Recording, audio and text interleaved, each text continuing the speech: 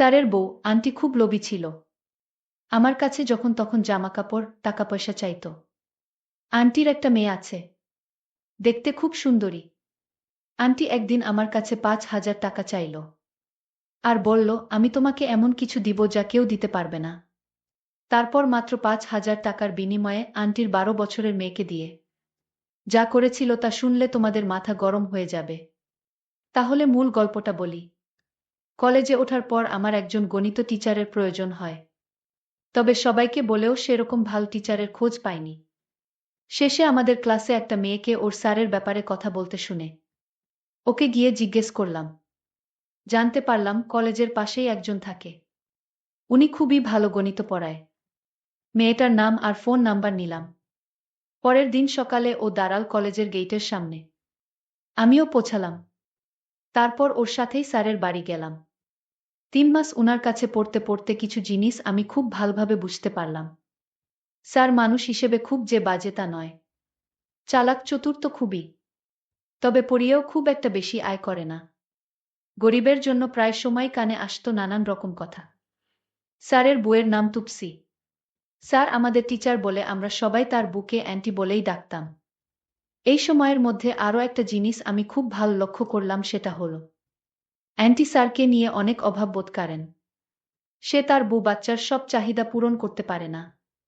তবে উনাকে নিয়ে সেরকম ভাবে তখন কোনো কিছু ভাবিনি। আমার বাবার বেশ টাকা পয়সা থাকায় আমি সবসময় খুব ভালো জামা কাপড় পরে যেতাম। দামি বাইক কিনে দিয়েছিল বাবা, তাতে করে পড়তে যেতাম। তবে বাবার করা আদেশ ছিল আমি যেন বাইক নিয়ে কলেজে না যাই। আর তার সেই আদেশ আমি মেনে নিয়েছি। একটা জিনিস আমি লক্ষ্য করেছিলাম যে স্যারের মেয়ের আমার প্রতি একটা আলাদা নজর ছিল। সেটা ছিল শুধুমাত্র আমার ব্যবহার করা দামি জিনিসগুলোর জন্য। এরকম ভাবেই ঈদের সময় এসে গেল। সবাই নতুন জামা কাপড় কেনা নিয়ে আলোচনা শুরু করলাম। যেহেতু আমাদের কলেজের প্রথম বছর আমরা একসাথে ঈদ করার প্ল্যান করলাম। আর আমার বাইক থাকায় আমার সহপাঠীরাও খুব ইচ্ছুক আমার সাথে বাইকে করে ঘুরে বেড়াত। আমার কাছেও সেটা এক নতুন ব্যাপার। ঈদের প্রায় মাসখানেক আগের কথা, আমরা পড়াশোনা করে বের হতেই স্যার আমাকে বলেন। স্যার বলল, তোমাদের আন্টিকে একটু মার্কেটে নামিয়ে দিও। সে নাকি কিছু কেনাকাটা করবে। মার্কেটটা বেশ দূরেই উনাদের বাড়ি থেকে। অটো করে যেতে হয়। বুঝলাম অটোর টাকা বাঁচানোর জন্যই এই পন্থা নেয়া। কারণ স্যার অ্যান্টিকে বলেছিল সে যেন ফেরার সময় হেঁটে চলে আসে। আমি উনাকে বসিয়ে নিয়ে গেলাম। অ্যান্টি কোনোদিন বাইকে বসেনি বলে তার খুব ভয়। সে বাইকে উঠল, আমি তাকে নিয়ে মার্কেটে গেলাম। মার্কেটের কাছে আসলাম। সেখান থেকে আমার বাড়ি সোজা রাস্তা। আর স্যারের বাড়ি উল্টো রাস্তায়, মানে আবার পিছনে যেতে হয়। অ্যান্টি বলল, একটু দাঁড়াবে? আমার বেশি কিছু না, একটা জামা কিনব। কিনা হয়ে গেলে আমাকে একটু ছেড়ে দিও বাড়িতে। আমি রাজি হয়ে গেলাম। বুঝলাম উনারও আমার প্রতি অন্য উদ্দেশ্য আছে। আবারও একই রকমভাবে ফিরলাম। অ্যান্টি আমায় বলল, তুমি এখানে আমাকে নামিয়ে দাও, তোমার স্যার দেখলে আমায় বকা দিবে। বলবে পায়ে হেঁটে আসতে বলেছিলাম। আর তুমি অন্যকে কষ্ট দিয়ে বাইক দিয়ে আসলে, তার খরচ বাড়ালে। আমি আন্টিকে এখানেই বাইক থেকে নামিয়ে দিলাম। পরের দিন আমি একটু আগেই চলে যাই পড়তে। বাইরে দাঁড়িয়ে শুনতে পাই অ্যান্টির কান্নার আওয়াজ। স্যারের কাছে টাকা নেই, তার বউ ছেলেকে কিছু কিনে দিতে পারছে না। আমার মাথায় একটা প্ল্যান এল। সেদিন বাড়িতে ফিরে মাকে বললাম, আমার তো অনেক নতুন জামা আছে যেগুলোর ভাঁজও ভাঙ্গিনি, সেগুলো আমি গরিবদের দেব। মা তো শুনেই লাফিয়ে উঠল ছেলের মুখে এই কথা শুনে। আমি বেছে বেছে আমার ৪-৫টা না পরা দামি শার্ট আর টি শার্ট নিলাম। ক্লাস শেষ করে সবাই চলে গেলেও আমি বাইরে বাজারের কাছে অপেক্ষা করতে লাগলাম। কারণ অ্যান্টি রোজ বাজার করতে আসতো। অ্যান্টি আসতেই আমি ব্যাগ থেকে বার করে জামাগুলো দিতে গেলাম। অ্যান্টি কিছুতেই নেবে না। অ্যান্টি বলল, আমি এসব কিছুতেই নিতে পারবো না। দেখো, তোমার স্যার জানতে পারলে খুব রাগারাগি করবে। এই শাড়ি জামাকাপড় আমি নিতে পারবো না। আমি অনেক অনুরোধ করার পরে উনি রাজি হল। অ্যান্টিক এখন দিও না, তুমি বরং দুপুর ৩টের সময় এসো। আমি বাড়ি ফিরে মাকে বলে তার একটা পুরনো দামি শাড়িও নিলাম। শাড়িগুলো মা একদিনও পরেনি।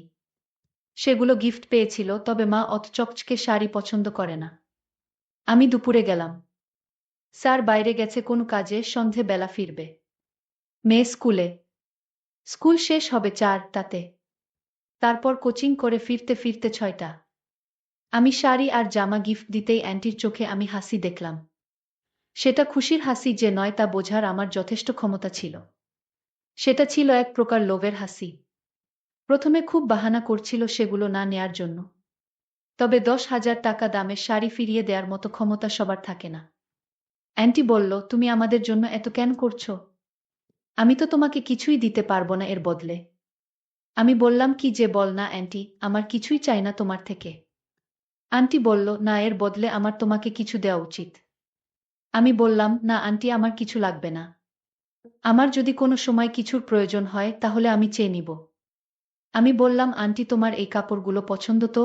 অ্যান্টি বলল, পছন্দ মানে 7 জন্মেও তোমার স্যার আমাকে এসব দিতে পারবে না। আর তুমি আমাকে কত দামি জামা কাপড় দিলে। আমি বলেছিলাম এটা কিছু নয়, এরকম আরও দেব পরে।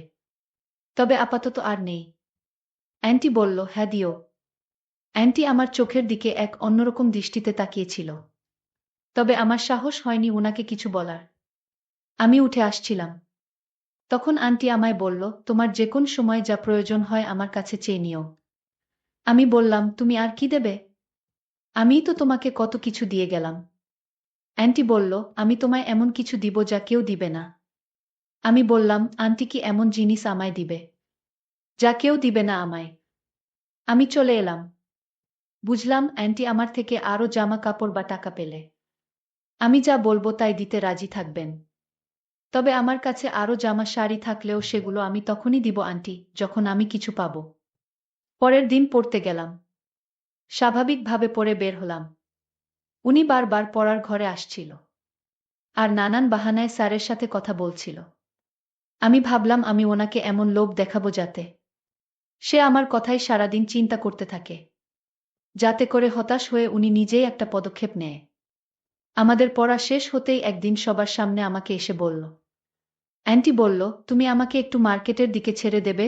কথাটা শুনে স্যার রাগী ভাব নিয়ে অ্যান্টির দিকে তাকালেও অ্যান্টি কোনো তোয়াক্কা করল না। আমিও না বলিনি। অ্যান্টিকে বাজারে নিয়ে আসলাম। বাজার আসতেই থামাতে বলল। আমি বাইক থামাতেই উনি নেমে পড়লেন। আমি মার্কেটে নামিয়ে দিয়েই চলে গেলাম। ঈদের আগের শেষ ক্লাস ছিল আমাদের। আমি যথারীতি আগে গিয়ে হাজির। স্যার তখন বাথরুমে। আন্টি আমায় বলল, তোমার ফোন নাম্বারটা দেবে? আমি দিলাম। তাড়াতাড়ি আমার ফোন নাম্বারটা নিয়ে চলে গেল। ঈদের তৃতীয় দিন বিকাল বেলায় আমি রেডি হচ্ছিলাম। ক্লাসের বন্ধুরা বেরাবো একসাথে। একটা অজানা নাম্বার থেকে ফোন এলো। হ্যালো, কে বলছেন? আমি তোমার আন্টি গু। আমি বললাম, হ্যাঁ অ্যান্টি বলেন। অ্যান্টি বলল, তুমি আজ আসবে এখানে? একটু দরকার ছিল। আমি ঘুরতে যাওয়ার প্ল্যান বাদ দিলাম। আমি বন্ধুদের সাথে ঘোরাঘুরির প্ল্যান বাদ দিলাম। আমি আমার বন্ধুদেরকে বুঝিয়ে বললাম, তোদের নিয়ে অন্যদিন ঘুরতে যাব। আজ আমার বাড়িতে জরুরি দরকার আছে। আমি তাদের মিথ্যা কথা বলে স্যারের বাড়ি চলে গেলাম। ঘরের ভিতর ঢুকেই দেখি অ্যান্টি আমার দেয়া দামি শাড়িটা পরে দাঁড়িয়ে আছে। আমি আন্টিকে জিজ্ঞেস করলাম, স্যার কোথায় আন্টি? আন্টি বলল, তোমার স্যার বাড়িতে নেই। আমার মেয়েকে নিয়ে বাহিরে গেছে। মনে হয় কোথাও ঘুরতে গেছে। তাহলে আন্টি আপনি বাড়িতে একা? যাই হোক, আন্টি আমায় ফোন দিলে কেন? আন্টি বলল, দরকার ছিল। আমি বললাম, কি দরকার বলুন? অ্যান্টি বলল, তুমি যে বলেছিলে আমাকে আরও শাড়ি দেবে, দিলে না তো? আমি কি এই একটাই শাড়ি পরে ঈদ কাটাবো? আমি বললাম, তুমিও তো বলেছিলে আমাকে এমন কিছু দেবে যা অন্য কেউ দিতে পারবে না, কিন্তু দাওনি তো। অ্যান্টি বলল, এই ব্যাপার বুঝি? আমি বললাম, হ্যাঁ তাই। আন্টি তখন আমায় বলল, আচ্ছা তুমি আমায় কিছু টাকা দিতে পারবে? আমি বললাম, কত টাকা? আন্টি বলল, আমার 5,000 টাকা হলে হবে। পরে আবার দিয়ে দিব তোমায়। আমায় বিশ্বাস করে টাকাটা দাও। আমি বললাম, আন্টি আমি তোমায় টাকা দিব কিন্তু টাকা ফেরত নিতে পারবো না। যদি ফেরতের কথা বলেন তাহলে আমি টাকা দিতে পারবো না। আচ্ছা বাবা, ঠিক আছে, আমি তোমাকে টাকা ফেরত দিব না। এখন খুশি? তাহলে 5,000 টাকা দাও। আমি আন্টিকে বললাম, আন্টি তুমি আমায় বলছিলে কি দিবে যা অন্য কেউ দিতে পারবে না। তাহলে কি দিবে আমায়? আন্টি তখন বলল, তুমি আমায় আগে টাকা দাও, তারপর দেখো আমি তোমায় কি উপহার দেই। আমি আন্টির কথা শুনে আন্টিকে বললাম, তাহলে আপনি ৩০ মিনিট অপেক্ষা করুন। আমি আপনার জন্য বাড়ি থেকে টাকা নিয়ে আসছি। আন্টি বলল, ঠিক আছে, তুমি তাহলে বাড়ি থেকে টাকা নিয়ে এসো। আমি অপেক্ষায় আছি তোমার। আমি তখন বাইক দিয়ে আমার বাড়ির দিকে রওনা দিলাম। আমি ঘরে ঢুকে মাইনি ব্যাগ থেকে ৫,০০০ টাকা নিয়ে আন্টির বাসায় চলে আসলাম। আজ আমি মনে মনে ভাবতে লাগলাম, দেখি আজ আন্টি আমায় কি দেয়। মনে মনে ভাবলাম টাকা দিব পরে, আগে দেখি আন্টি কি দেয়। আমি জানতাম আন্টি আমায় কি দিবে, কিন্তু আমি যা ভেবেছি তাই কি দিবে। যাই হোক, আমি আন্টিকে বললাম, আন্টি আমি টাকা নিয়ে আসলাম। এখন তুমি আমায় কি দিবে দাও। তুমি তো বললে আমি যা দিব তা কেউ দিতে পারবে না। তাহলে কি এমন জিনিস আন্টি বলুন। আন্টি তখন বলল, আমি যা দিতে চাই সেটা দিনের বেলা হয় না। আমি বললাম, কি এমন জিনিস দিবে তাও দিনে দেওয়া যাবে না। আমি আন্টিকে বললাম, আন্টি দিনে দেওয়া যাবে না। আন্টি বলল, না, দিনে দেওয়ার নিয়ম নেই। আমি আন্টির মুখে এমন কথা শুনে অবাক হলাম। আমি তো চিন্তায় পড়ে গেলাম। দিনের বেলায় হবে না। আচ্ছা ঠিক আছে আন্টি, আপনি টাকাটা রাখুন। আপনার যখন সুবিধা হয় আপনি দিয়েন। আমি কিন্তু টাকার কথা বলছি না। আপনি আমায় কি জানি দিবেন রাতের বেলায়। আমি সেইটা নিতে চাই। তারপর আন্টি বলল, এখন তুমি বাড়ি যাও, সন্ধ্যায় আবার এসো। আজ আমাদের বাড়িতে তোমার থাকতে হবে। তাহলে আমি দিতে পারবো। আমি বললাম, কোন সমস্যা নাই আন্টি। আমি সন্ধ্যায় আসছি তোমাদের বাড়িতে।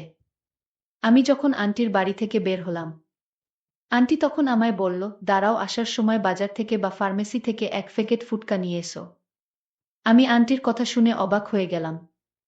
আমি আন্টিকে বললাম, আন্টি ফুটকা দিয়ে কি হবে। আরে বোকা, তোমায় যা বলছি তা নিয়ে এসো। আমি বুঝেও না বুঝার ভান করলাম আন্টির সামনে। আমি তো আর এখন ছোট নয় যে বুঝি না। আমি সবই বুঝি। যাই হোক, আমার মনের ভিতর কেমন জানি ভয় ভয় করছে। আমি সন্ধ্যার আগে গোসল করে খেয়ে নিলাম। তারপর শরীরের পারফিউম দিলাম। তারপর ফুটকাটা নিয়ে আন্টির বাসায় চলে গেলাম। আমি আন্টির বাসায় ঢুকতেই আন্টি বলল, তুমি তো দেখি জামাই সেজে গেছ। বাহ, আজ তোমাকে অনেক সুন্দর লাগছে। আমি আন্টিকে বললাম, কি যে বলেন। আন্টি বলল, এত লজ্জা কিসের, তুমি তো আমার ছেলের মতো। আমি আন্টির কথা শুনে ভাবলাম, কি বলে আন্টি এসব। তাহলে আমি যা ভেবেছি তা কি মিথ্যা হতে চলেছে নাকি। আমি তো কিছুই বুঝতে পারি না। দেখি কি হয়, আল্লাহ ভরসা। আন্টির একটা মেয়ে আছে, খুব সুন্দরী। এইবার ইন্টার সেকেন্ড ইয়ারে পড়ে। আমি আন্টিকে বললাম, আন্টি এই নাও, তুমি ফার্মেসি থেকে আনতে বলেছিলে, নিয়ে আসলাম। আমি আন্টিকে বললাম, আন্টি কি দিবে দাও। আন্টি বলল, এত পাগল হইছো কেন। রাত পোয়াতে তো অনেক বাকি। হঠাৎ দেখলাম স্যার তার নিজের মেয়েকে সাজিয়ে নিয়ে আসলো। আন্টি বলল, আমার মেয়েকে তোমার সাথে বিয়ে দিতে চাই। আমি জানি তুমি মনে মনে তাকে ভালোবাসতে। আর তাই আমি তোমার মতো ভালো ছেলে হাতছাড়া করতে চাই না। আমি আজ আমার মেয়েকে উপহার হিসেবে তোমাকে দিলাম, মানে তুমি রাজি থাকলে তাকে তোমার সাথে বিয়ে দিব। আমি মনে মনে যা চিন্তা করছিলাম, দর্শক বন্ধুরা তোমরা হয়তো বুঝতে পেরেছ। কিন্তু আমি যা চিন্তা করছি সব ভুল চিন্তা। সব আমার মনের ভুল ধারণা। যাই হোক, আমিও আন্টির কথায় রাজি হলাম। তাদের সম্মতিতে আমি তাকে বিয়ে করে ফেললাম। বন্ধুরা, আজকের গল্পটি কেমন লাগলো তা অবশ্যই কমেন্ট করে জানাতে ভুলবেন না। ধন্যবাদ।